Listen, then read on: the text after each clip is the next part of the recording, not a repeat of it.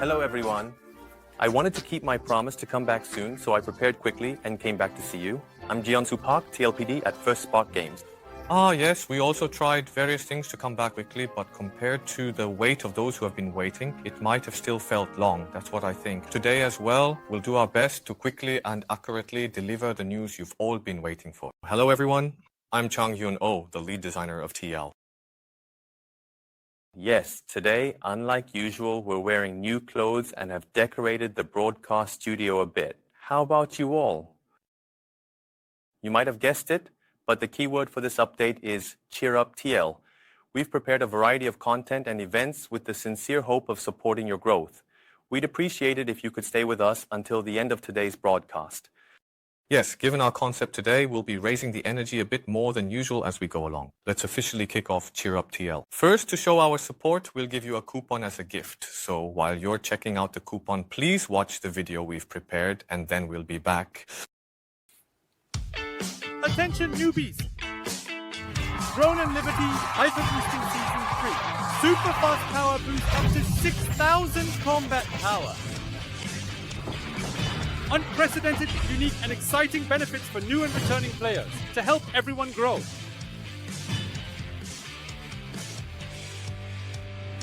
Take on the upcoming Level 12 raid. TL will do its best to support the growth of adventurers. Cheer up! Throne and Liberty Hyper Boosting Season 3. Play now! Yes. It seems like the coupon was shown a bit briefly because of the video, but we're also sharing the coupon through announcements. If possible, it would be great if you could show the coupon briefly right now. Yes. As you may have seen in the video, this is the first news we've prepared. The hyper boosting that so many people have been waiting for has finally returned with Season 3. As you've been looking forward to it, it's back with an even richer lineup. Jiansu, could you explain to us what's included in this hyper boosting? Yes, Hyper Boosting Season 3 has been prepared to support your rapid growth. Back in April, we renewed the new and returning player pass, and we've seen all the feedback from many of you saying it was a bit disappointing. So for this Season 3, we've set 6,000 combat power as the baseline, and we've prepared Hyper Boosting for All, which is for new, returning, and existing users alike. As the name suggests, previously only new or returning adventurers could receive these benefits. But this time, new, returning, and even current adventurers who are already playing can all enjoy the benefits. It seems like this hyper boosting will be quite different from last season's. I'm really getting that impression from what I can tell. So could you tell us in particular what has changed? Yes, first of all, this time, the hyper boosting will not have separate servers. So new users and existing users will be able to play together on the same server. Also, the boosting pass, which used to be only for new users, is now available in two types. As you can see on the screen, there are two passes based on your highest combat power, one for those with over 5,500 combat power and one for those with less than 5,500. With the pass for under 5,500 combat power, you'll receive a Hyper Boosting for All box, which is essential for reaching max level, as well as crafting materials like Solon. This box can be opened each time you reach a milestone level, level 1, 10, 20, 30, 40, 50, and 55. You can also sequentially obtain essential growth items such as weapons, artifacts, and runes. And for the first time in Season 3, we're giving out a Level 12 Heroes Heretic accessory set. You'll also receive a cloak selection box. In other words, these are special rewards that let you choose exactly the items you want from head to toe. Be sure not to miss out on these. I think this will certainly be a great growth opportunity for those users who have less than 5,500 combat power. Earlier, you pointed out that there will also be benefits for users who are already existing. That's right. What rewards will existing users receive? Adventurers who receive the pass for over 5,500 combat power will also be able to get growth materials needed for progression beyond 5,500, such as runes and weapon specialization seals as rewards. Just like the adventurers with the pass for under 5,500, we will also be giving a level 12 heroic item accessory set and a cloak selection box as gifts, so I believe existing users will be able to enjoy great benefits without feeling left out. Right now, I can see a lot of positive comments in the chat about not splitting the servers. If the previous hyper boosting event was a kind of festival for new and returning players, this time I hope the entire TL server will be buzzing with excitement. Since we've already set things up on such a large scale, I'd like to ask if there's anything more we can offer to users with over 500 or to our users in general. Yes, now with the boosting pass, you'll receive something called a boosting crystal each time you clear a basic reward or mission. You can exchange these boosting crystals for various items at the Fest Point shop. What you see on the screen right now are just a few of the featured items. For adventurers with a pass level of 5,500 or higher, there are exclusive options to exchange for Chaos Runes as well. It would be great if you could exchange your items strategically. Including the Chaos Rune, I see a lot of rare artifacts, Weapon Master emblems, and other resources needed for higher level growth, so I really hope everyone will like these. Oh, I think people will also be curious about when this hyper boosting will start. When does the hyper boosting period begin? Yes, the start date for Hyper Boosting Season 3 is next week on May 28th. A large-scale update is also being prepared for next week. We hope you're looking forward to it. Oh, and this time we've also prepared a guide video for adventurers who are returning to play TL. A lot of people have been saying they don't know what to do or how to get started, and we've received a lot of feedback like that. So we've created a video that explains everything step by step. Minbyum, who co-hosted the last broadcast with us, put in a lot of effort for the guide video. So just for fun, we'd like to show you a quick behind-the-scenes cut before we move on. Vita A. Even with this, I'm getting worked up. This, tap, tap, tararara, tap, tap, tap, tap, tap. Man, it's really tough making a living. This is a post-credit scene. It'll be uploaded as a short later. Yes, Minbyum even went so far as to put on makeup for this, so he really worked hard. It'll be released on the official TL YouTube channel next week, so we hope you check it out and pick up some useful tips. Yes, Minbyum looks much cuter than usual, and apparently he's even cuter in the video. We'd really appreciate it if you all watch it a lot.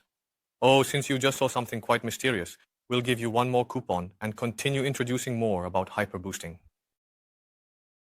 With hyper boosting, the explanations about the pass and supplies were very, very important, but actually, the event was another real highlight. Could you also tell us what kind of events are being prepared for this season? Yes. First, we're giving out a Cheer Up package to support your growth. All adventurers will receive the adorable cheerleader Shining Nyang along with the Cheer Up motion. Additionally, new adventurers will receive a special Sprout headband and the Sprout Adventurer title, while returning and existing adventurers will get the Love You TL headband and the Can't Live Without TL title. Yes, and there's one more thing to note. The Cheer Up gifts will not be sent via mail. Please remember that starting next week, you can only claim them via coupon on the official TL website. We will also post a separate notice about this information. Shall we take a look at the next event? I picked up a newbie on the street. Even the name sounds unusual. Could you explain this event for us as well? Yes, with the launch of Hyper Boosting Season 3, new adventurers will be joining us, and to help them adapt well to TL, they'll need the warm support of our existing users. That's why we've prepared this event. If you run cooperative dungeons, field bosses, or guild raids together with new or returning adventurers, you can earn points. The top 5 sages on each server who earn the most points will receive the floating balloon pose as a reward. The top 5 rankings for each server will be updated on the official website, so it might be a good idea to check who is currently at the top just to stay informed. The meaning and intention behind this are great, but since you only mentioned rewards for the top 5 on each server, I think some people might be a bit puzzled. Could you explain the rest of the rewards we've prepared as well? Yes, even if you don't make it into the rankings, there are rewards based on the total number of successful completions for each mission. So even if you help out just once, you'll be able to receive a gift. Through this event, we hope that new and returning adventurers can settle into TL smoothly, so we ask for your enthusiastic support and participation. In a way, this hyper boosting event feels like welcoming new players together with our existing users. Honestly, I think that the kindness of our users might resonate even more with newcomers than the efforts of the development team. We sincerely ask for the active participation and support of the wise Solicium community members with open hearts. Besides what we've introduced, we've prepared many more events, so please check the announcements and make sure to claim all the generous rewards. That's right. Now, we're running a variety of events, not only on the official website, but also on Discord. This time, we've prepared various things so that both newcomers and returning players can settle in smoothly, and existing users can enjoy them as well. We hope many of you will participate and receive lots of rewards.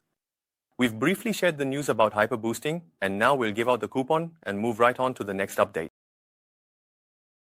Up until just now, we tried to share some truly exciting and wonderful news with you all, so we started off with a bright and cheerful atmosphere, but honestly, even before the broadcast actually began, we were already carrying a rather heavy burden deep in our hearts. This is about the raid schedule. I think it would be best if Mr. Kwansu could explain the details himself.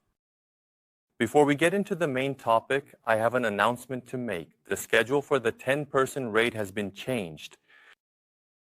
No matter what I say, it won't be enough, but first of all, I sincerely apologize for the change in schedule. The reason we decided to postpone the 12-person raid is not only to create a stable gameplay environment, but more importantly, because this is content that requires 12 people to play together. We felt it was right to first gather many adventurers in one place and then open the raid. That's why, through Hyper Boosting Season 3, we've decided to take an additional month to create an environment where new and returning adventurers can grow faster and be able to challenge the raid. But we're not just postponing it for no reason. We've prepared journey content specifically for the 12-person raid. At the end of the journey, the first raid in TTL will begin by watching the video of the Altar of the Chaos Witch. We just showed the video. As expected, many are disappointed by the delay. One video can't fix that, but we'll work to bring you content you'll love next month.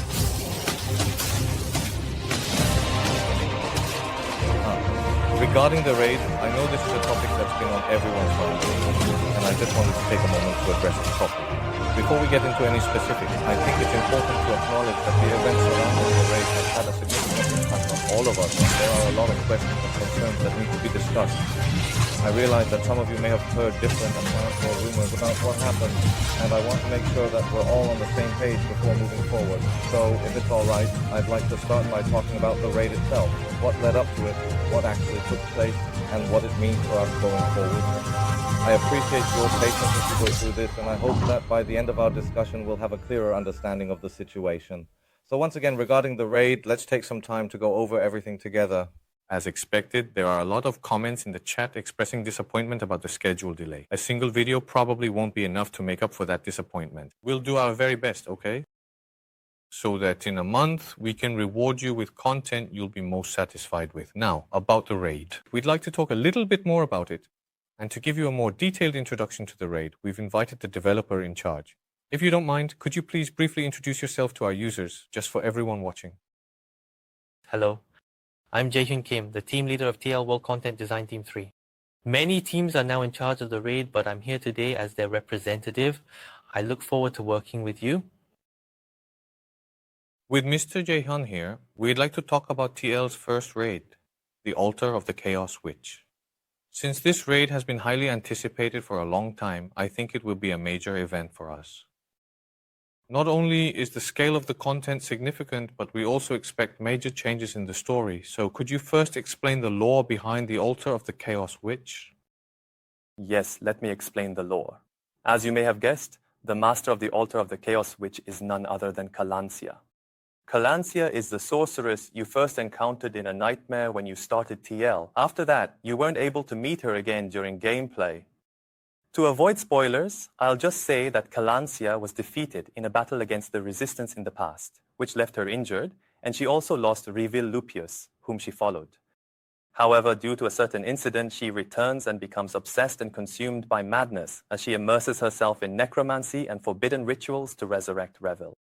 As members of the Resistance, our journey is to set out on a raid to stop the resurrection of Revil Lupius and to prevent her descent into madness. Yes, I think Calancia is probably a character that many people have been familiar with since the launch and liked because of her beauty. But honestly, for those who just kept pressing F and skipped through the story, you might be a bit confused about who Calancia is or who Revil is. Yes. So we have another piece of content prepared for that. Please explain that as well. Yes. Regarding the raid universe we just introduced, you can experience it through the new Adventure Codex and Side Story Codex. Both codexes will be updated next week. If you want to enjoy intense battles in the raid, I recommend preparing for the raid through the Codex. Since we've talked about the story, I think it would be great to invite Mr. Jaehyun now and properly introduce the raid battles. Yes, the Altar of the Chaos Witch raid is a piece of content in TL that introduces 12-player cooperative play for the first time. It consists of a total of 3 zones. In each zone, 12 players can participate in various forms of gameplay. First, let me explain about the boss of the first zone, Dragai, the gatekeeper of Kalancia. The raid as a whole is structured with breakthrough sections and bosses. After successfully clearing the breakthrough section, you can then encounter the boss. The boss of the first zone is likely the first time in TL that players will experience a raid boss that requires a feed-in approach. It has been designed with that direction in mind. We expect that you will be able to experience firsthand the basic format of two separate parties targeting a single enemy as you play through this section. By playing through this area, you should gradually get a clear sense of how multi-party battles will unfold and develop in the later stages of the game as you continue your journey. Yes, since this is the first time in TL that we're introducing cooperative play with 12 people, there aren't any patterns that require extremely high-level coordination right from the first area. But we've structured it as a kind of warm-up to prepare you for reaching the final third area. Yes, as Jonsu said, in the first area, instead of focusing on the combined combat abilities of all 12 players, it's more about everyone just trying together with the mindset of let's play and see how it goes. That should be enough. Next, you'll encounter the second area, Kalancia's creation, where you'll face the polar creations of water and fire. As shown in the image, there are two creatures, Vulcan of flame and Zyros of extreme cold, and like Akman and Dekman, you have to take on both at the same time. As you mentioned, the Akman and Dekman brothers actually wear things like double buckles. I'm also curious if Vulcan and Zyros have similar types of individual combat or patterns like that. It's a little different. Among Akman and Dekman, Dekman used to move around. But Vulcan and Zyros are stationary bosses. The bosses in this area are designed to further deepen the two-party play experience. In the case of the twin bosses, the raid battle is designed to be even more complex, with parties needing to coordinate roles, areas, switching, and cooperation. Personally, when running raids in games, I have a lot of bad memories with these kinds of disadvantageous concepts, but that also makes me look forward to it all the more. Now, could you please explain about the long-awaited Kalancia? Yes, the third and final area is Kalancia. The design direction for Kalancia is to apply a variation of group combat.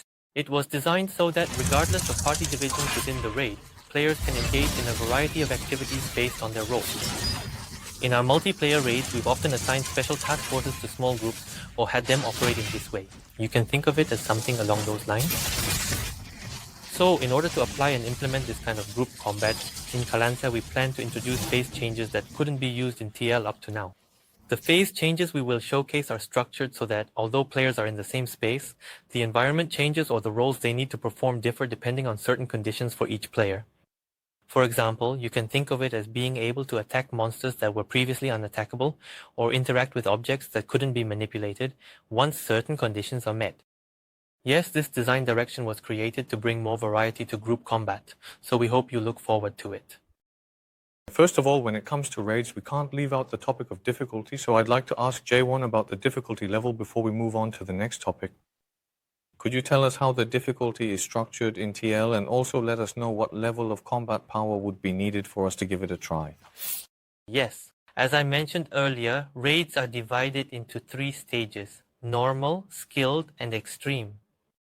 For the normal stage, a combat power of around 5,000 should be sufficient, and we plan to provide a raid matchmaking feature.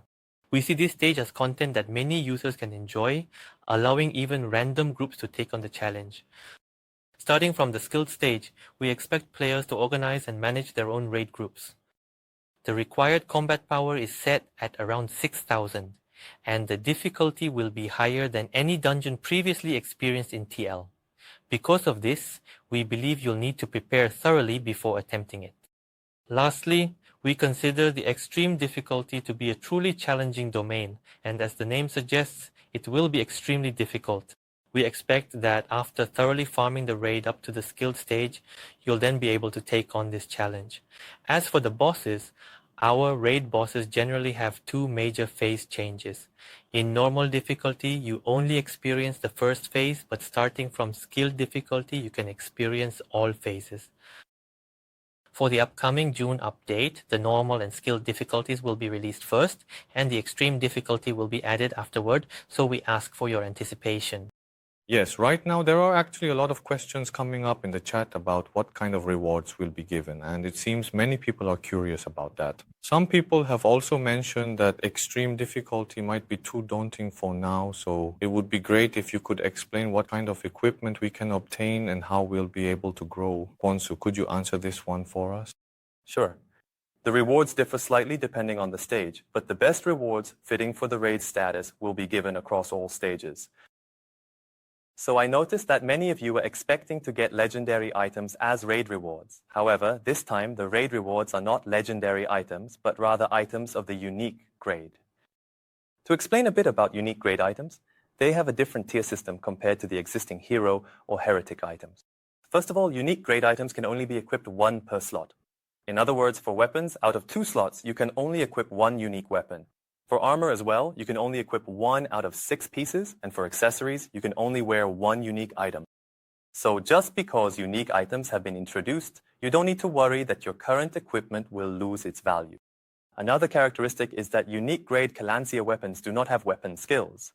There are no weapon skills. If you only hear this much, it might come as a surprise to many of you. So it would be good if you could also explain what new system we are introducing instead of the weapon skill system. Yes, there is one more special system being added specifically for unique grade items. That is the skill core system. To explain briefly, the skill core is a new system that allows you to extract the skills from weapons found in heroic dungeons and arc bosses and equip them onto unique grade items. In other words, it's equipment that you can customize. The key point is that this allows you to further enhance your item's performance, and another highlight is that you can make use of the fun skills from heroic dungeons and arc bosses. Skill cores are carefully engraved onto weapons for use in battle, and if needed, you can pay a certain fee to extract them again for reuse. Therefore, it's especially important to farm skill cores carefully and thoughtfully. These valuable cores are extracted from existing heroic dungeon items. However, please note that the original equipment will be permanently destroyed in the process of extraction. In addition to extraction, you can also obtain skill cores and their associated skills through farming various dungeons and activities, so please keep that in mind as well when planning your gameplay strategy. Skills can be customized. I think that sums it up simply. Not only skills, but stats as well can be filled in exactly as we want. That's the core of unique equipment. It would be great if you could explain that part too. Yes. Another feature of unique equipment is that you can change the options to the stats you want. You can think of it as a system where you can fill all the equipment options with only the stats you desire. Usually systems like this operate based on probability, but in our game, to maintain the experience we aim for, you can definitively swap to the stats you want. We expect this to serve as both the reason and the goal for repeatedly farming raid equipment. Being able to customize your own equipment with the skills and stats you want, isn't this exactly the uniqueness that unique equipment should have? If the skills and stats are like this, I think people might expect something new in terms of traits as well. Could you also explain about the traits? Yes, of course. Unique equipment also has traits. Not only do they have traits, but they're also made up of high-value stats. So an additional trait line is added to unique equipment.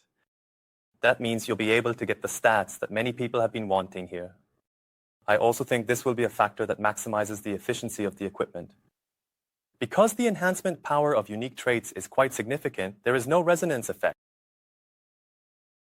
Yes. Well, in many ways, I'm hoping that this equipment will offer a unique farming experience that sets it apart from existing gear. Earlier, there were questions like, can skill cores only be extracted? As you mentioned, skill cores now, Through farming, you can also obtain them through farming. And since we're on the topic of farming, I think it would be good to explain one more thing. We're preparing a kind of safety net, like a pity system, so that all equipment can be crafted this way. Could you explain whether there will be such a safety net for unique equipment as well? yes. In addition to skill cores, there is also an item called the Calancia Soul Stone. The Calancia Soul Stone is a material that can be used to craft unique equipment. If you work hard running raids and end up getting unique equipment, but it's not something you can use, it can feel a bit disappointing. In that case, if you dismantle the equipment, you will receive Calancia Soul Stones. By collecting Soul Stones, you can craft the equipment you want. Additionally, Calancia Soul Stones are also given as raid rewards, not just from dismantling.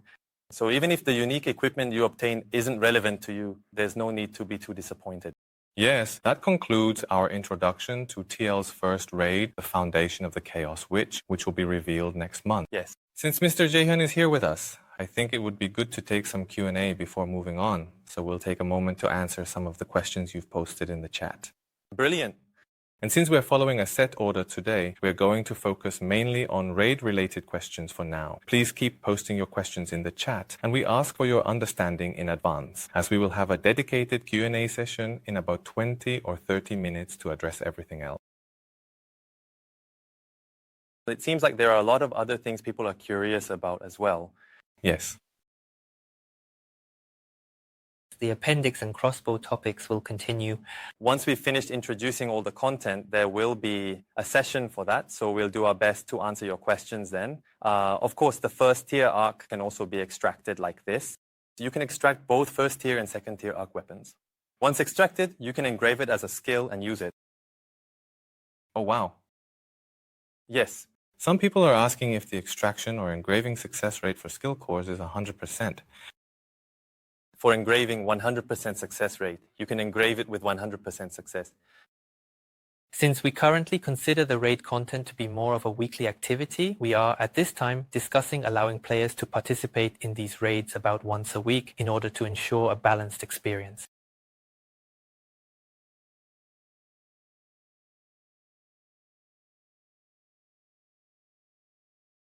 Some ask time between next raids. As for the raid difficulty, the advanced difficulty level that will be released in June will be harder than any existing PvE content. It is going to be quite difficult, but since our users are so skilled, still, you always manage to get ahead of us. Even so, I think I'm a bit worried. We're making it really challenging, so I hope you'll be able to clear it, but I can't help but feel a bit anxious about that. Regarding the question about the interval until the next raid, we are currently planning and developing with a 9-month cycle in mind. As for ways to obtain skills besides extraction, as I mentioned earlier, you can also acquire skill cores through farming and raids. You asked whether it's only possible at the same weapon level, but could you clarify exactly what you mean by that? Regarding the number of soul stones, we are currently in the process of determining what the appropriate supply amount should be. Of course, we will set it at a reasonable level. Since this is a weekly content, we will make sure that everyone can obtain them without feeling left out. Yes. As for raid stones, you can continue to steadily farm them from bosses in the game. And since there's also a system in place where you can obtain them by dismantling or melting down weapons you no longer need, we're making sure that the supply of raid stones never feels insufficient or lacking at any point in time. As for how to gather a group of 10, you can use the raid group board. And for normal difficulty, you can just use the matchmaking system. We are also planning to actively market the game to attract new and returning players, help them grow, and make sure they can enjoy the raids as well. As for content outside of raids, I think that will probably be introduced after I leave. Yep. Wait longer. Prepared next segment. Earlier, Mr. Kwon-soon mentioned that the journey up to the raid has been designed, and I think it would be good to discuss that further as we look at the content we've prepared. For uniques, you'll need to work on traits. So we're preparing it so that the difficulty of obtaining equipment itself won't be too high. This is important. Do rewards differ by difficulty? Someone mentioned this and you said normal mode is easy, so does that mean unique equipment won't drop there? That's what you mean. Can you discuss the rewards for each difficulty level? Of course, equipment will also drop in the normal mode. Our goal is to have players run both the normal and the advanced modes. While there may be differences in drop rates, equipment does drop in normal mode as well, so I think you can try it out with a more relaxed mindset. There was a question about how many weeks it would take to clear the extreme difficulty, and when we update the advanced mode, we also plan to hold an event related to the first clear. Internally, when we prepared it, we thought of a difficulty level where you might be able to clear it within the week of the update.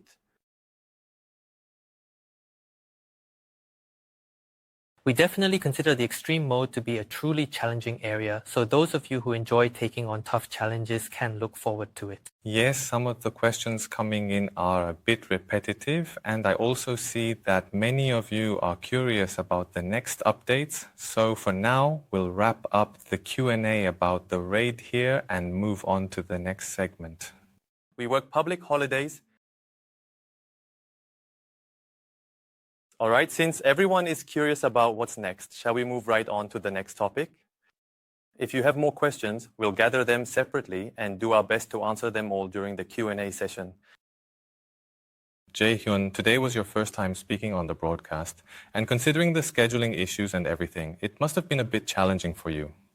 Could you please share your thoughts and say a few words to wrap up? Yes, Today is my first time appearing on a live broadcast like this.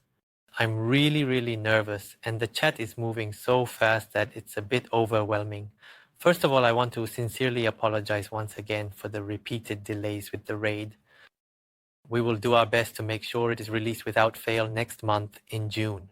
And we will work even harder in the remaining time to make sure the content meets your expectations. We would really appreciate it if you could wait just a little bit longer. With that, I'll say goodbye here. yes, since Jae-hyun said he would do his best, some of you might misunderstand, but it will definitely be released.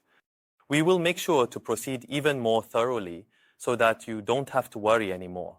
As we say goodbye to Jae-hyun, we also have another video about some content we've prepared, so let's watch that together as well.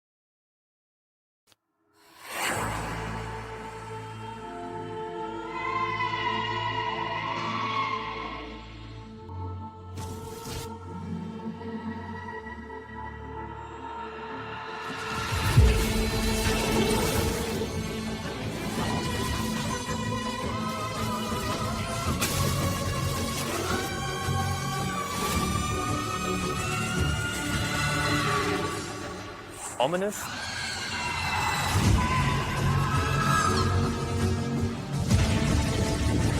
Yes. Spoiler.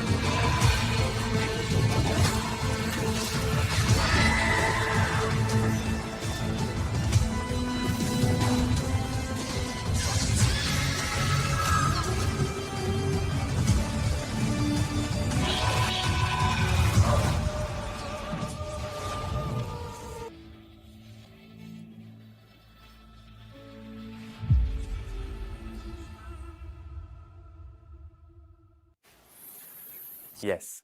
The video you just watched is about the new co-op dungeon, Ditlin, the Obsession Chamber, which will be updated next week. The owner of this place, Valentra, blindly worships Calancia. Valentra is so obsessed with Calancia that she even keeps the arm Calancia lost in battle with the Imperial army. To protect Calancia, she will even use that arm to stand in your way. You'll be able to experience this part through next week's Codex play, and I recommend trying out the co-op dungeon as well.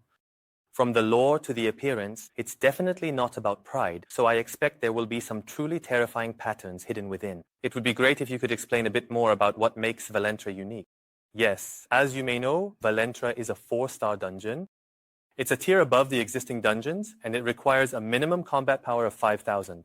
However, as you all know, in regular dimensional rifts, we take fatigue into account, so for higher level users, this might not be much of a hurdle. But in the upcoming challenge dimensional rifts, it will become a very difficult piece of content, so please look forward to it. As for the combat features of Valentra, this might be a bit of a spoiler, but the role of the specialized team is very important. Since you're all so skilled, I'm not too worried, and I hope you'll meet us next week and have a great time enjoying it. Valentra is special. The reason lies in the compensation. Everyone is reacting to the word earring in the image currently being shown, and this is the first time this equipment is being introduced in the Tower of Obsession. The earring, in my opinion, could become a piece of equipment that makes as big an impact on TL's battles as unique gear does.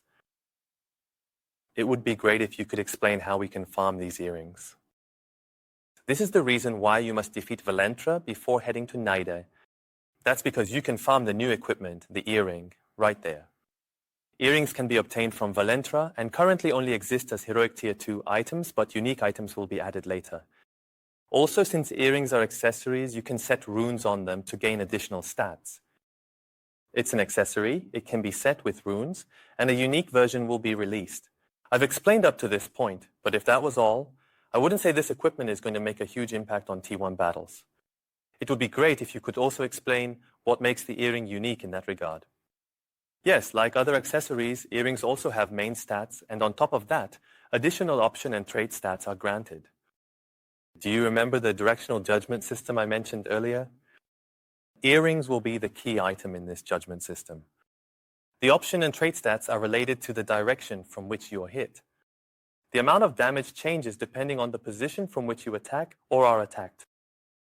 Up until now, TL's combat has had a unique structure focused on survivability and defensive stats. Because of this, battles often didn't end quickly or turned into prolonged fights, and there was feedback that the tension and strategic fun of combat were somewhat lacking.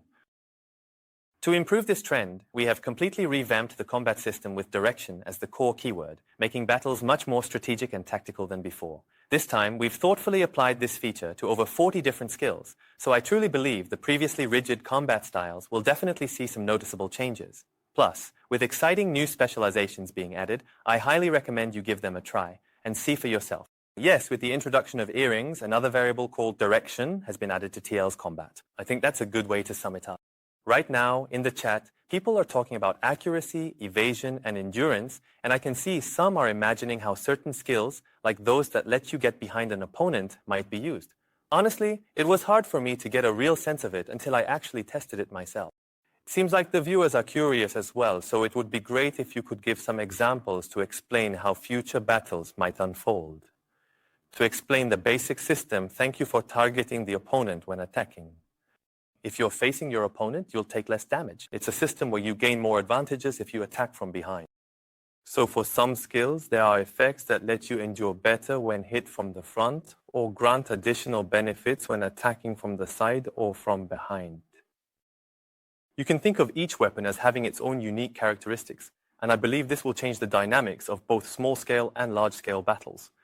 For example, in large-scale strategic wars, you might use the terrain to avoid exposing your rear, enabling more strategic gameplay. To give you a specific example, the longsword skill Iron Fortress, which is a representative defensive weapon skill, has an effect that further reduces damage taken from the front when hit from the front. In the case of the dagger's Phantom Smoke skill, for example, any attack made within the area is always judged as a rear attack, granting this special effect. It seems there are areas where you want a bit more explanation, such as evasion, regardless of direction. Some are asking if you can just evade to nullify it. There are also questions about whether directional hits can be nullified by evasion or similar mechanics. It would also be helpful if you could explain whether this affects accuracy and similar aspects as well. You can think of it as accuracy naturally being adjusted along with the directional judgment system, and previously the gap between evasion and accuracy. The frustrating parts caused by that gap can now be overcome through player control, since accuracy is adjusted accordingly. Also, we are preparing a major PvP balance adjustment for next week. So we hope you'll look forward to the patch notes coming with next week's update as well.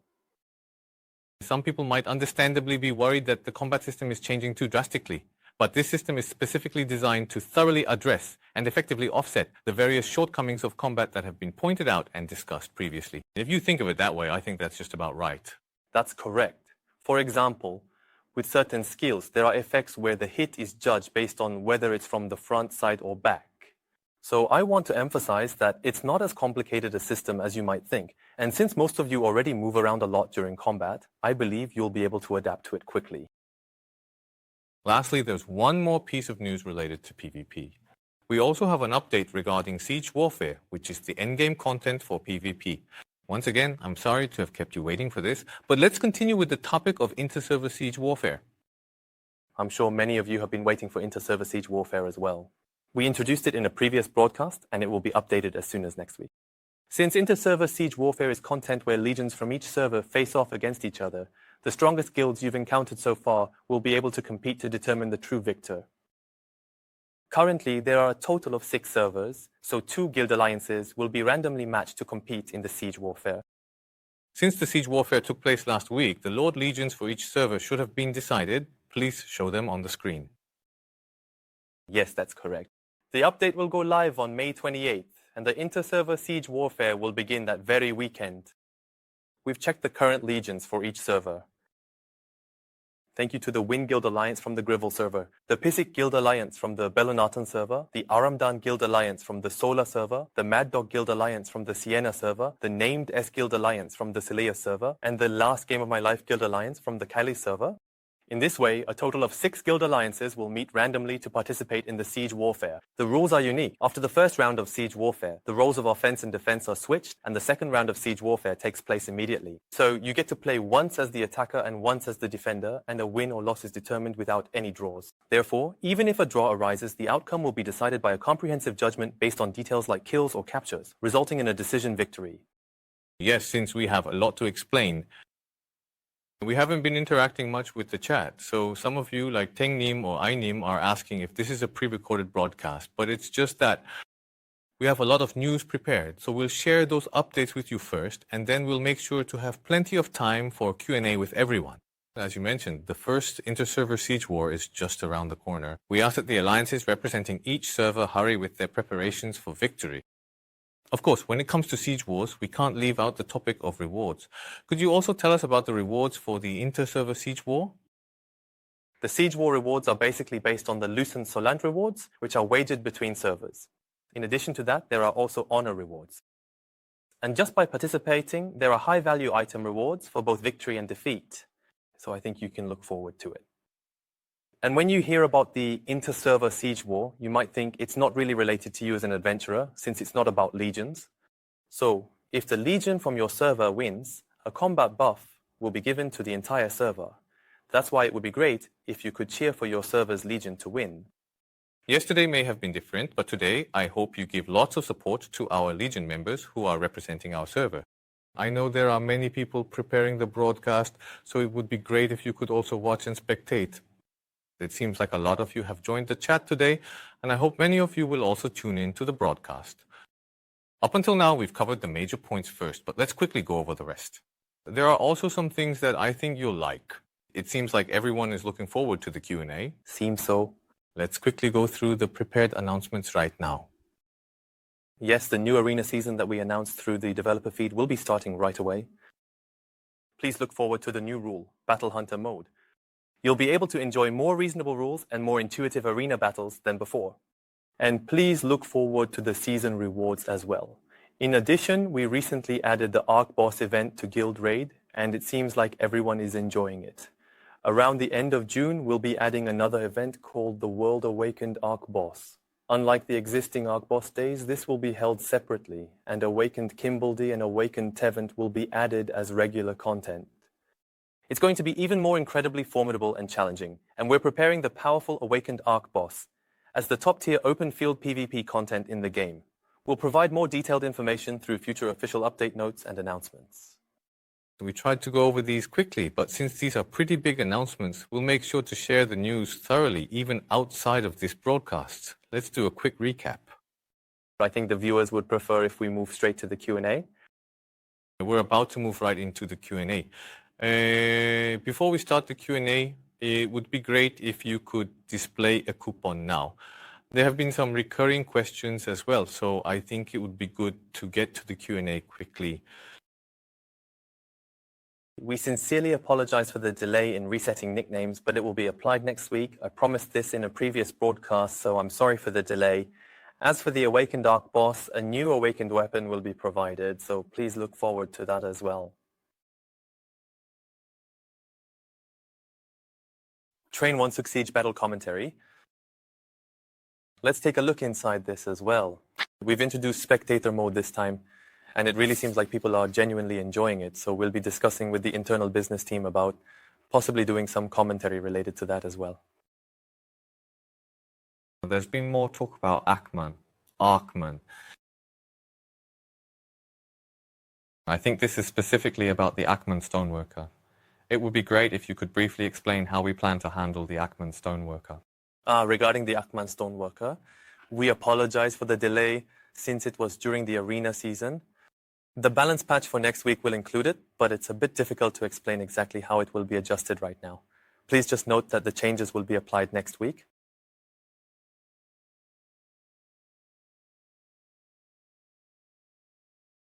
I also see some questions about the new region. Yes. Yes. A lot of people are probably waiting for the new region as well, so it would be great if you could briefly share our plans for it. We're working hard to prepare the new region. I think you can look forward to it, but I can't really go into detail about the new region right now. Please look forward to it. It's going to be good. We're preparing it together with the new raid. The second new raid is being developed alongside it.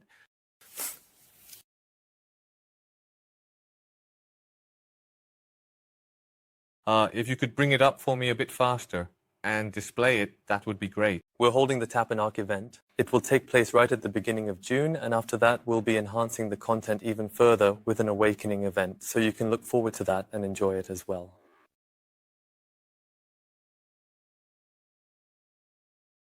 Regarding the PvE collection content, we're also making a lot of preparations to improve our internal content for all players. We're planning to strengthen PvE content, especially including the challenge dimension, and we're also preparing the raid itself to be really fun. So we hope you'll enjoy the collection content here, and later on, try out the revamped challenge dimension and cooperative battlefields as well. Yes, we're also continuously putting effort into preparing PvP content. Since many of you really enjoy open-world content and especially open-world PvP experiences, we're actively working on a number of improvements in that direction. Additionally, the battles that took place in the Abyss were quite fun and memorable, so we're preparing something related to that as well, aiming to capture that same excitement and enjoyment for everyone. You can also look forward to new content related to the Abyss. Earlier, there were requests to make some adjustments to artifacts, and I think some people are looking forward to it because of the convenience that Runebook offers. The person sitting next to me is currently putting a lot of effort into developing it, and since this person was also the one who planned the runebook, I think we'll soon be able to share a system that is just as convenient and useful. That's right. Of course, improvements to the artifact system are necessary, and we are preparing them, but I apologize for the delay. We will make it even better and provide it to you, just like how you conveniently use the runebook. Besides this, we are also working on convenience improvements next week, and we will continue to pay attention to them going forward. So, when it comes to convenience improvements, we will continue to listen carefully to what users are saying and do our best to fix things. But regarding the skill core part of unique weapons specifically, some people have actually asked if, for example, you can really put a dagger skill into a staff. In principle, it is generally not possible to equip or transfer skill cores across different weapon types, regardless of the situation or circumstances. Nickname resets and guild name resets will be applied as early as next week, so it would be good to claim them right away. 4-star entry points are shared with 3-star ones. Yes, we are preparing the event for early June. We will announce this as soon as possible. Bots, please take care of the bots. Yes, we are already providing internal solutions related to this, and we will continue to work on addressing it. Regarding the drop rates for guild raid field bosses, we actually increased them recently, but if you still feel they're too low, we'll check the data and look into it further. Too fast. Dimensional Rift. Yes. I think I also see some questions about live content. Yes. It would be great if you could share the schedule or any plans regarding live content as well. As for live content, as you know, TL is a game that's very much focused on combat, so we're preparing a large-scale overhaul and you can look forward to it, but I apologize that it's taking some time. We're working to a level where you can really feel that there is a life aspect in TL as well. Are there any plans to add costume appearance parts as well? I think it would be even better if we could mix in-game appearances with costume appearances when customizing. I think that's a really great suggestion, and we'll look into this as well. Also, regarding costumes, it seems like a lot of people really want presets, so we're preparing for that too. Could you upload the list over there? Yes, since you've collected it now. Please give us a selection box when hunting for artifacts in the Abyss. We'll check on this with the economy team as well, so that we can... Since there's a strong desire to be able to select the pod, when we improve the artifact UX, we're not just working on the UX itself, but also trying to enhance the reward experience together. We'll check if we can separate this and apply it in advance. Is there any way you could make it so that extracts can actually overlap? Since the stats of the extracts are all different, it might be a bit difficult, but we'll definitely check if it's possible to overlap them when they have exactly the same stats, just to be sure. There are comments on charging bug. Charging bug. Yes, regarding the bug. We truly apologize to the point that we don't even know what to say. We're doing our best to fix as many issues as possible, and I personally keep pushing for improvements whenever I find something. We just need to push even harder and do a better job fixing these problems.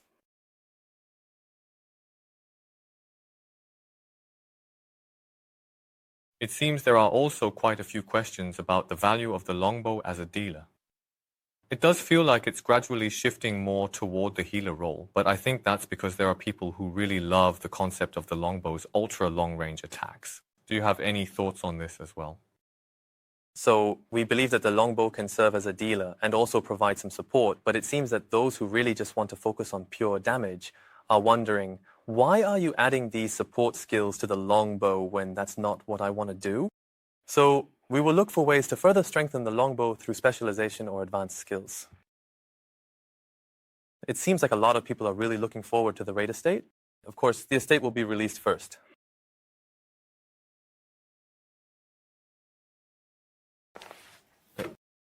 It would be great if you could increase it a lot, if you could raise it a bit more than it is now. So with regard to hero units, someone recently asked if weapon skills for hero units can also be included in uniques. For now, at this point in time, hero units are not included in that category. Yes, not this time. We'll keep an eye on it and consider when we might implement it in the future. But of course, now that the skill core system is being introduced, you can expect that we'll be more open to allowing these kinds of skills to be used more freely in the future.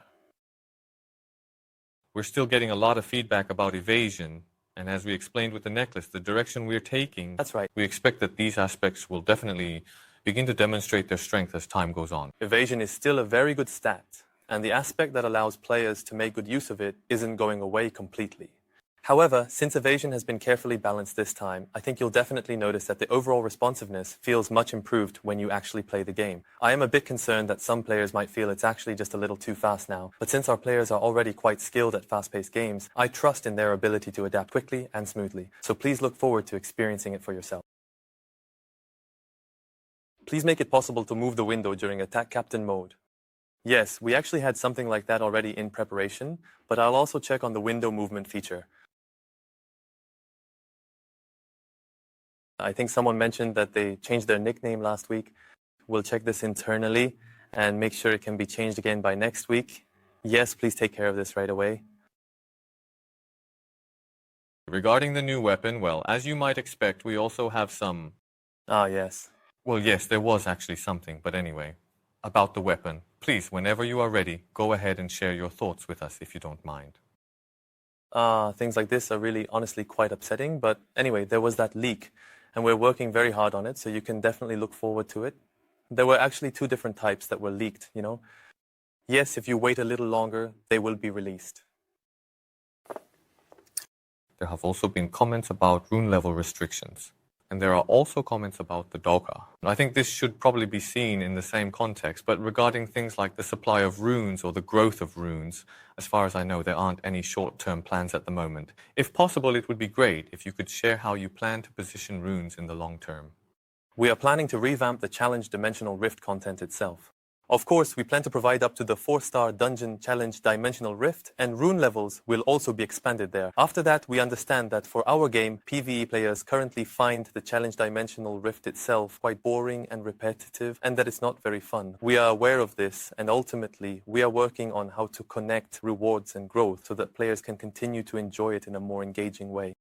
This is also planned to be implemented, but since we actually have a lot on our plate, I ask for your understanding that it might take a bit more time. However, it could also be released sooner than expected, so please stay tuned. Earlier, you said weapons will be available through Arc Boss Weapon Awakening. So, does that mean while the Killing Brill event continues, awakened weapons are also obtainable? That's what people discuss. You can think of it as 2 more Arc Boss equipment slots being added.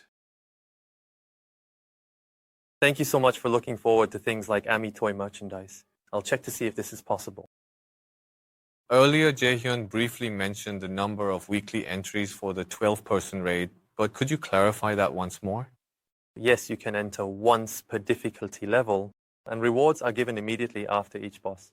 So we have regular sections, then the first boss, another regular breakthrough section, and then the second boss, and so on. Since you can receive rewards from each boss, when the update goes live in June, you'll be able to obtain 6 chests right away. There are also questions like, is unique equipment stronger? Or is ARC equipment stronger? It's a bit tricky to give a definitive answer, but if you think about it, in what aspect does unique equipment surpass ARC boss weapons? Could you explain a bit about that in a bit? Since unique equipment is a new tier, it's inevitable that it's just a bit better in terms of specs overall. However, since those who possess Arc Boss weapons can now extract skills from them, it doesn't mean that Arc Boss weapons lose their value. Not at all. And as I mentioned earlier, you can't equip more than one unique item, so please keep that in mind as well. Since these items can be customized, their potential can be quite high, but we will make sure that the efficiency of existing Arc Boss weapons does not decrease, and we will manage this carefully. Yes. There are questions coming in about raising the max level. Will be introduced along with the new territory. Okay. Please remove the horns from the Hell Lord punishment costume. We'll discuss this right away with our internal art team. Please reduce the number of design papers required. It's too expensive. We'll also discuss whether we can offer it at a more special price. There are also comments about hair dye, and we'll review this. It seems like there are quite a few questions about the mileage shop too.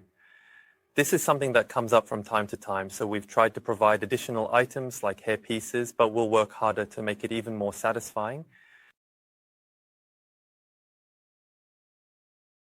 Please increase the maximum amount of Abyss points. We're currently planning to revamp the Abyss as well, and since the goal is to carefully improve the user experience, we'll consider how to address this at that time in the near future. Can't you expand the battle settings? Received comments like this falls under convenience features. Players use varied setups. We'll look into this too. More skill preset sales coming next week, as we've had questions about that, so please look forward to it. Yes, you can equip the same type of weapon skill on unique items. A great sword skill is for a great sword. Yes. That's how it works. Yes, blocks. With Nebula as well. Honestly, players have actually been waiting for a really long time for new content. Yes. But in the existing content, I think there's been a lot of frustration and disappointment regarding both Nebula and the Eye of Chaos. We're currently preparing several ways to help ease this situation, perhaps by implementing a ceiling system or other similar measures, and we'll let you know exactly how we plan to do it. Through the developer feed, we'll carefully check and transparently share the drop rates for Amito from each boss, so everyone can stay informed.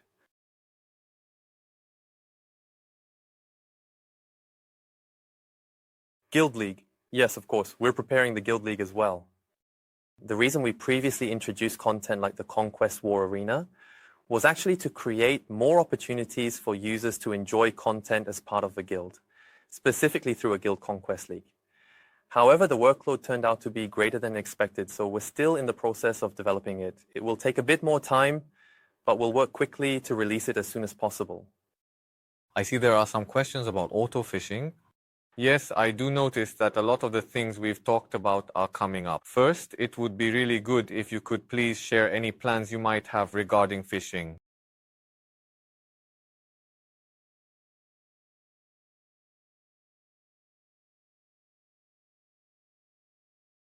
Aren't you revamping Silesian Blessing Tier 1 points?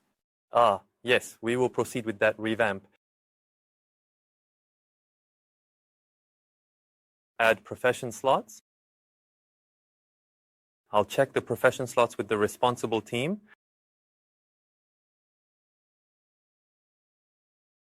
If you don't have an Arc Boss weapon, how are you supposed to farm Arc Boss weapon skills?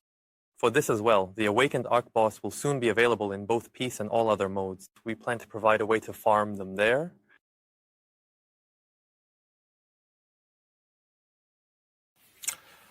Can a one-star arc weapon go into a unique weapon? Is this skill extraction? It's possible. We consider one-star arc weapons to be on the same level as the Heretic, so they can be equipped.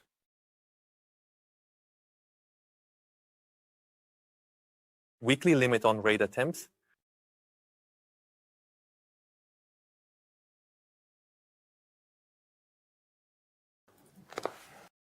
It seems like some people think having 4 Ugas is too many. We're currently considering how to schedule these large-scale contents regularly or make them always available. And later on, we're thinking about how to separate them. We're also looking at your feedback to see how we can improve this. Yes, the raid will be coming on June 25th. We are preparing it so that after a month of hyper boosting and farming earrings, you'll be able to take on the raid right away. We will carefully review whether we can, in fact, add new mileage-based appearances. It seems like people are asking when and how the PvP skills will be adjusted. Things like certain skills being a bit excessively strong. Since a balance patch is scheduled for next week, it would be good to check it out, I think. We will make it so that you can enjoy it in a more refined form. Please make it so that clicking the mouse in action mode doesn't change the target. We'll examine more closely and in detail what situations this occurs in, and work on improving it in the future. The Arc Boss event and Arc Boss Guild event are only available during the event period, which is limited time, so they will end once the event period is over.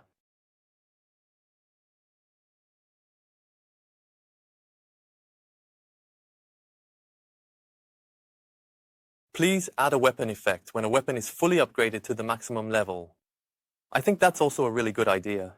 Since everyone seems to like these kinds of honorary features, we'll prepare something for unique weapons and see what we can do. It's too hard to level up certain runes. Yes, we've actually made quite a lot of adjustments to make runes easier for everyone, but we'll definitely check on this again soon. At this time, we don't plan to retroactively adjust runes that have already reached level 80, but we will keep monitoring. So please keep that in mind regarding this matter. For Arc Awakening weapons and Stance skill. Awakening weapons, the skill effects that you will experience will actually be a bit different from each other. You can think of them as enhanced skills. Even if there are a lot of different various cooking ingredients available at home, you only end up making and eating exactly what you need at that moment. So since this is mainly about convenience, we'll make sure to thoroughly address it. Also, the issue where you can't eat attack and defense dishes together will be improved next week. Please improve fishing and fish species that are affected by special conditions. We'll check the data right away to see exactly what the problem is with this as well. The increase in honor rewards for Challenge Dimensional Rift is also being prepared along with the overall revamp of the Challenge Dimensional Rift. We'll arrange a developer feedback session or a separate event to show you how we're preparing all of this. I've actually seen a lot of different comments about the third equipment linked socket as well. Could you talk about that too?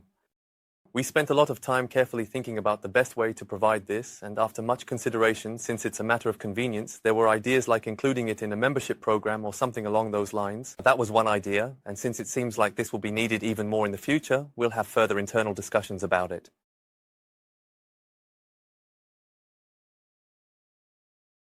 It's Ubi. Please make it so that growth stones can drop in the field. When we revamp the Abyss, we also plan to update the field at the same time, so we'll make sure to address this as well. For those who enjoy PvP, we've heard requests for things like full HP recovery when opening treasures, or buffs to recovery spirit stone items, and we are currently planning for these changes. We are working on it, and yes, there are a few things in progress. Since there are some details to work out, we ask for your patience. Even now, I think a lot of people probably have way too many high-grade spirit stones. I do too, actually. We're preparing a system where you can combine them and upgrade them based on the data we've received. So if you wait a bit, this feature will be provided as well. Why is there no limited content for people who mainly play PvE? Right? The raid we're currently preparing is actually that kind of content, so you can really look forward to it. We're really making it a lot of fun. Please release the global costumes in Korea too. Yes, we'll make sure to take care of that. It's pretty hard to raise the Indomitable stat. Please increase the number of guaranteed items. This is something that actually has some effect with unique equipment as well, but I think it turned out this way unintentionally on our part. So as the number of farmable equipment increases, we'll make sure you can get more of these as well. 6 combat presets just aren't enough for you, are they?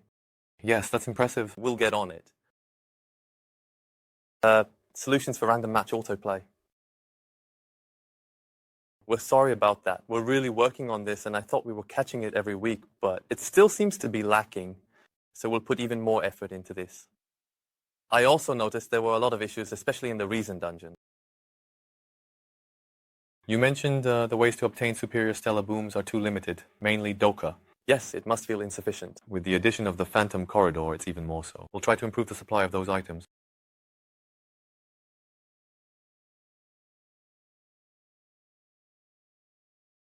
Please make a mana regeneration potion, if possible, just like the health potion. Wow, that's actually a really sharp suggestion. We're currently preparing something like that in the upcoming advanced potions, so please stay tuned. Update coming soon.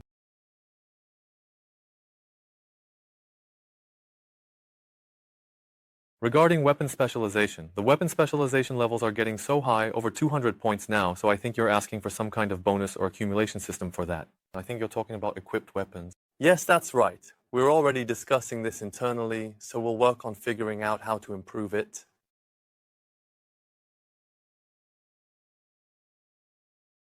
Hide arena match acceptance status. I think this is because of issues like cancellations, but it's not a particularly difficult task, so we'll look into it. Please allow us to extract the appearance of equipment of rare grade or lower in game as well. We're working on it, and we'll try to implement it as soon as possible. Since we're rolling things out sequentially, and there has been a bit of a delay, sorry about that. Dealers want to participate in the arena too. We just can't beat evasion. Look forward to the new directional judgment system coming next week. Dealers will be able to enjoy it too. Honestly, I'm a bit worried it might become too much of a dealer meta. That's a meaningful point you made.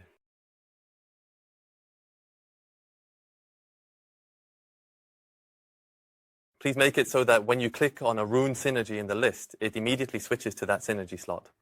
Wow, that's actually a really good idea. So with this, you can immediately get what you need. Yes, the required solent amount pops up and it goes straight to the pop-up. I'll take care of this. Thank you for sharing your idea.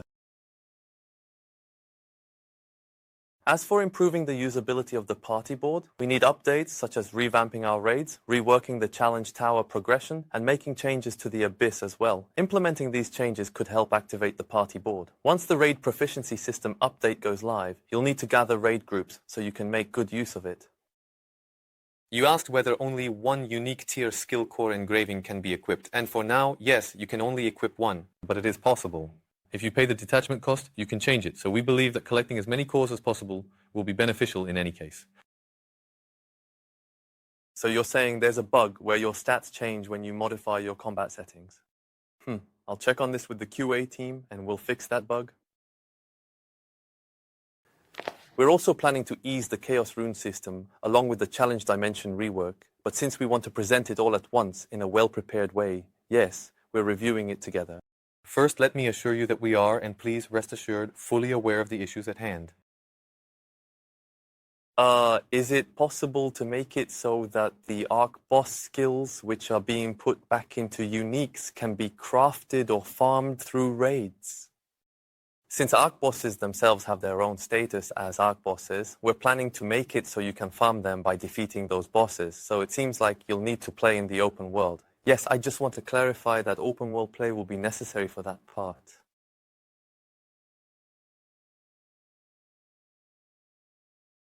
Only people who pressed auto-matching match for faction wars or tournaments. It seems like this is ultimately a request to provide a more instanced and individualized space, and we did carefully consider this option. However, at this time, we're currently leaning toward making the regional events themselves much more interesting and engaging instead. When will the next live broadcast be? We'll carefully watch and observe how you play and progress through the raid step by step, and then, when the next update eventually comes out, we'll make sure to prepare thoroughly and do another live broadcast to match that timing, so please look forward to it. There are also people asking about the fish bag. I think it's about the fish and cooking bags. We also recognize the need for something on the cooking side, but let's take a look at the data for the fish first, just for a moment or two. Yes. The damage reduction values between 1-star and 2-star Arc Greatswords are way too different. Actually, as you might have noticed, that's kind of deliberately intentional on Kimball's part, but we'll discuss that with the person in charge and the balance team as well. Infinite, please let us view the Infinite Gate overall server rankings. As our game service has been running for a while now, we're preparing a lot of updates to existing content like this. The Infinite Gate is also in that category, but right now, since bosses are defeated so quickly, it's not really meaningful. However, with the upcoming content revamp, we'll make sure to create a structure where you can compete across all servers.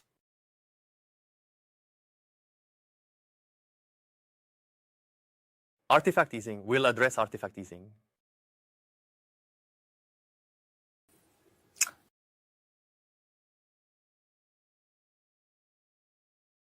We're truly sorry about the crashes. When it comes to bugs and crashes, honestly, we really are doing our best, but I don't think we've reached a level that satisfies our users yet. We'll reflect more and work harder to fix things properly. There should probably be a penalty for leaving Faction Wars. Yes, I've experienced this myself, so we are discussing how to improve this issue. We'll try to implement things like this as quickly as possible.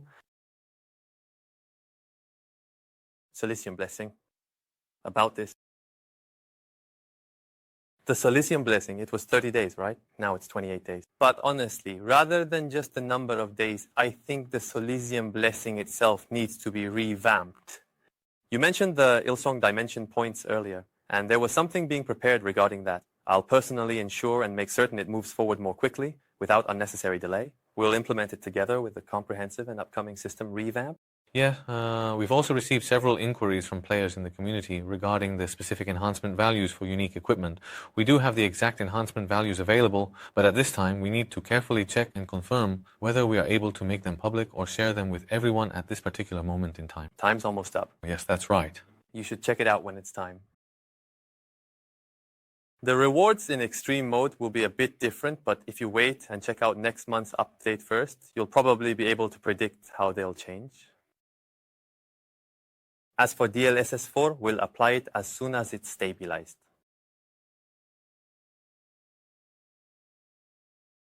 It seems like you're also bringing up the battle analyzer. Being able to check and review your own damage cycle will eventually become absolutely necessary once raids are released in the game, so we're currently working on various ways to let you test and carefully check your own damage cycle. Since using just the training dummy is a bit inconvenient and limited right now, we want to improve that experience. It seems that there are also currently some issues arising because of the ongoing server transfers at the moment. To address and resolve these issues, we have made it so that server transfers can't be done at just any time, but we'll also carefully consider how we can further minimize any inconvenience or disruption this causes for all players. Action mode is less reasonable than classic mode. We ask for improvements on this as well. We'll carefully check on this issue together with the person who is responsible for overseeing action mode, as well as the action mode bug you mentioned earlier, thoroughly. The higher tier recovery potion synthesis is coming soon. It's not much longer. A bug where, when preventing allied mouse clicks is enabled, the target is still set to enemies. I'll check right away to see what this is about. Bugs like this in controls are really unpleasant, so we'll fix it quickly. I think our development team is probably watching the stream right now, so I'll let them know immediately.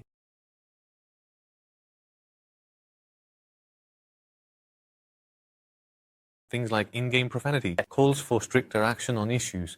We'll make sure to pay more attention to that. We'll also try to make it easier and work to further improve the overall quality of the rewards for solo dungeons. We're still getting a lot of questions coming in. Yes. Seems like there are a lot of repeated questions now. So maybe about 5 more. Okay. Shall we do 5 more questions then, wrap up? Is that all right with you? Yes. Abyss Dungeon on-off. That was also an idea that came up before, as you mentioned. We'll make sure to look into it when we completely revamp and improve the Abyss content. There are no gacha mechanics in our game. It seems like people keep asking for expanded fishing achievement rewards. We actually have something in the works for the live content update, so we'll check the quantities and look into it.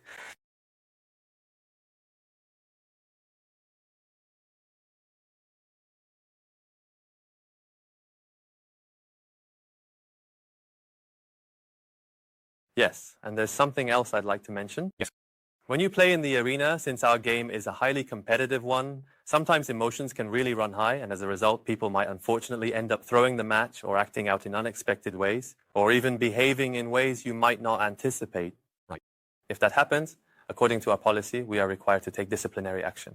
So it would be very much appreciated if everyone could please refrain from engaging in such behavior. And since we also have to manage the game, we even considered making the arena completely anonymous. For now, we kindly ask for your understanding and patience on this matter, and we will continue to work on ways to make the game as enjoyable and pleasant as possible for everyone, especially with the exciting new arena season coming up very soon. We'll keep doing our very best going forward, and we sincerely thank you all for your continued support. Regarding the auction house, we will work to revitalize it by introducing truly unique items.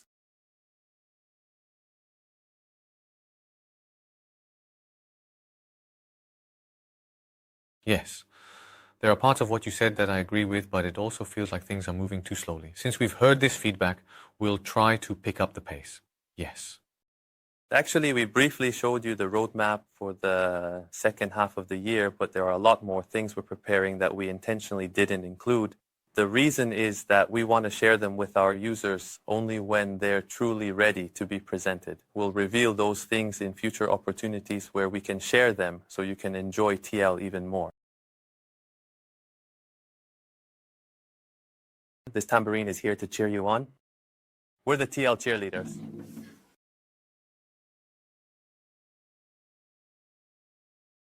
We'll handle the Abyss on-off feature as mentioned earlier.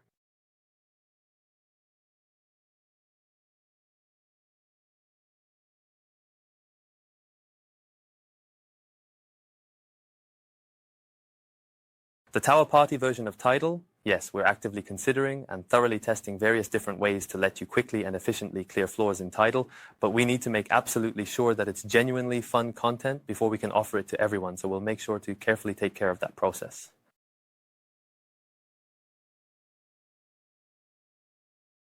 We know setting up runes is hard, and we're preparing something for that too.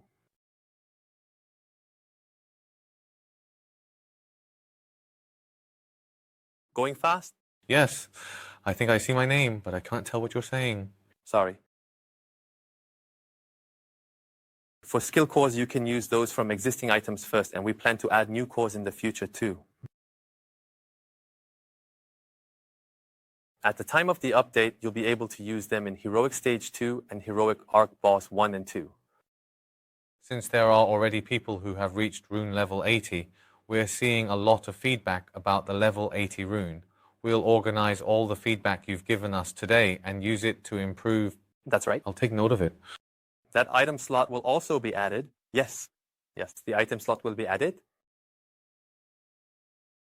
Yes, there have also on several occasions been some issues like that on Discord, so it would be really great and very helpful if everyone could work together to help maintain a positive, friendly, and healthy chat culture for all members. Of course, if you look at each case individually, it's all understandable. Yes. In the end, I think it's my fault. No, not it. If I had pushed updates out faster and led things more proactively, our users would have been happier. I'm sorry.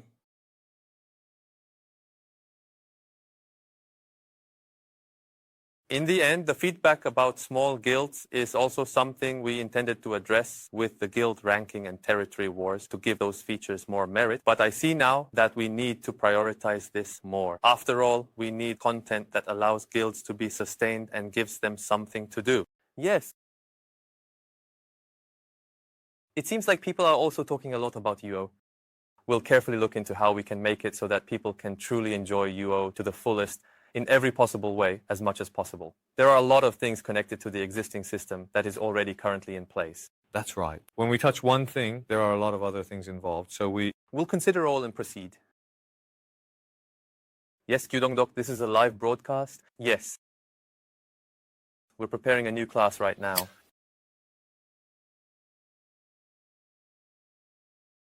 As for artifacts, the person who revamped the runes is also currently working on the artifact revamp right now. He sits next to me. Should we bring him on broadcast next time? Yes, I agree. That would be great. Anyway, like how you're satisfied with the runes, though presets are needed, I hope you'll use artifacts as well, as they're tough to deal with right now. It's the same for me. It's really hard to check each one individually, so we're working on revamping this part as well as other areas. So I hope you'll take a look when it's ready. Yes.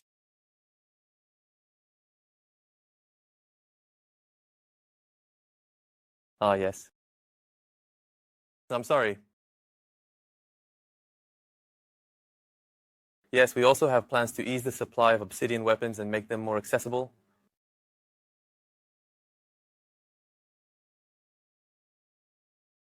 Now, people are also mentioning things like housing and live content, and we actually really have a lot of ideas.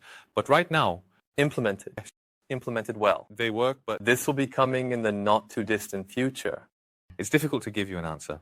Yes, that's right. Please understand. We'll have to prepare a session on that topic sometime in the future.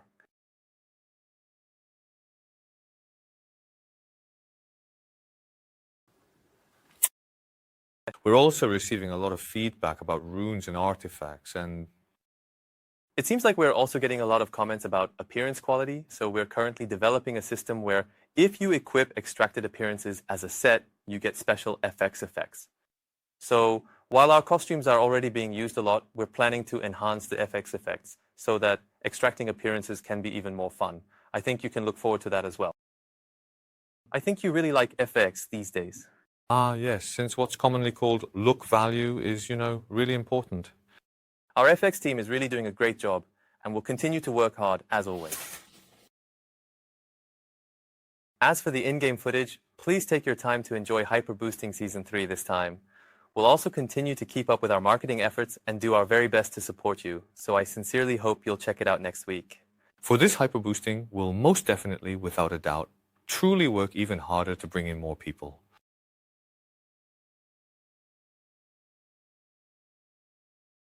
It's great to see so many people coming back after a long time. Hello, Otter. Actually, the production team has been telling us to wrap up for a while now, but it seems like Kwansu wants to look at a few more questions, so we'll go just a little longer. Shall we do one more bug and then finish? What does a denim jacket mean to Oh Chang-hyun? Ah, so that was the question. Missed it, chat moved fast, but about the denim jacket. People keep asking about it. Oh, yes. The denim jacket is my favorite, and it's also the most expensive piece of clothing I own. If I get another chance, I think I'll wear it next time. Thank you. I think it would be good to wrap up the questions around here for today. Yes, Moranko Nim, I'm watching closely. Developer K will also be joining us again next time. He's the father of Arc Boss after all. Right, Arc Boss? Look forward to Awakened Arc Boss. It's kind of hard for us to just end it like this. Yes, we're going to do something more like this. We keep saying just a little more. Minim, thank you so much for liking the uniform goods and things like that. I think it would be best if we could offer these kinds of items as gifts through some sort of event. Yes, we'll try to do that. Now let's advertise Hyper Boosting. It's a while. I got so caught up in answering questions that I forgot about the coupons. Yes, I think it would be a really good idea if we could just go ahead and display all of the remaining coupons that we have right now. Please display all the other coupons. Okay. Even after this ends, I'll post this as a notice right away. You can just check it and use it. As far as I know, there's a feature that lets you pin a notice in the chat window like an announcement. Is that not possible? Okay. We'll make sure to post it in the announcements. Yes, I'll also make sure to take care of the Gimila series. This person has been busy lately. With the preparations for the raid, our PvE content is now truly making a big comeback, once again. Right. We're working hard to deliver the content we promised, so I hope that those who are skilled in PvE and PvTL or those who are very familiar with PvE in general will join us and make sure to clear it. This time, as I was playing, I found it both fun and quite challenging. So I think some people might remember the old Void Wasteland days, and back then, a lot of people played because our game was so difficult. It's definitely tough, but I want to emphasize that it's fun, and since PvE can be really demanding, I understand that there may be people who don't want to take part. For those people, we've made it so that you don't have to get all the raid stones only through raids, so we're taking care to provide other ways to obtain them as well. Basically, we're making sure anyone can acquire unique equipment without too much difficulty, though I hesitate to say easily, as that could be misunderstood. So we're closely monitoring how these items are distributed. Yes, someone said it would be enough just to fix the bugs, so we'll make sure to address the bugs properly. And there are also requests to buff the longbow. Next week, yes.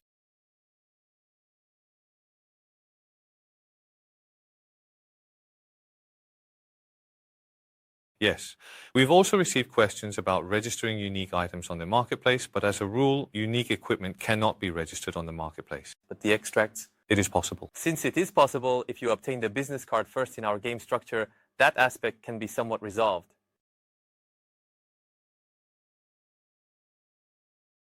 Regarding what our user Dosin Gayong mentioned about being attacked while doing PvE at night, we are actually preparing a revamp of the Abyss to address this issue. So I think you can look forward to this update.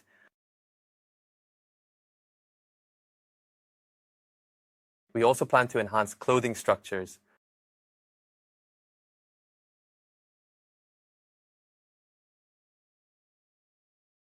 Offline events. We'll absolutely discuss this matter with our business team.